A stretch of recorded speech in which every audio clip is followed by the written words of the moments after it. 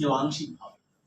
এই যে সীমাহীন নির্যাতন, বর্বরতা, সহিংসতার যে প্রেক্ষাপট, ছাত্র জনতার যে গণ অভ্যুত্থান, এটিকে আমাদের বারবার স্মরণ করতে হবে। না হলে এই কাঠামো এবং ব্যবস্থা, যেটা আমার পাশে আমার ভাই বলেছে, সেই ব্যবস্থা কিন্তু এখন রয়ে গেছে এবং সেইখানে যে কোনো সময় এরকম শেখ হাসিনার জায়গায় আর কাউকে বসিয়ে দিলে সেই ধরনের স্বৈরাচারী কাঠামো তৈরি হতে পারে। এই যে আপনারা বলেছেন, এই গণ অভ্যুত্থান, এই মানুষের আত্মত্যাগের ফল তো বাজারে পেতে হবে। বাজারে কি পাচ্ছি আমরা? তাহলে আওয়ামী লীগের সিন্ডিকেট তো ভেঙে গেছে, তাহলে এরা কোন সিন্ডিকেট? এই সুফল তো আমরা বাজারে পাচ্ছি না।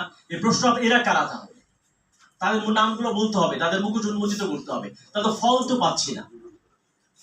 তারপরে এই যে পরিবহন সেক্টরে যে আওয়ামী সিন্ডিকেট, তারা হয়তো চলে গেছে, ভেঙে গেছে, পালিয়ে গেছে। এখনো তাহলে যাত্রীদের কল্যাণে কাজ হচ্ছে না কেন? ভাড়া কেন কমছে না? নৈরাজ্য কেন কমছে না? এরা কোন সিন্ডিকেট? তাহলে এদেরকে এক্সপোজ করতে হবে, এদের মুখোশ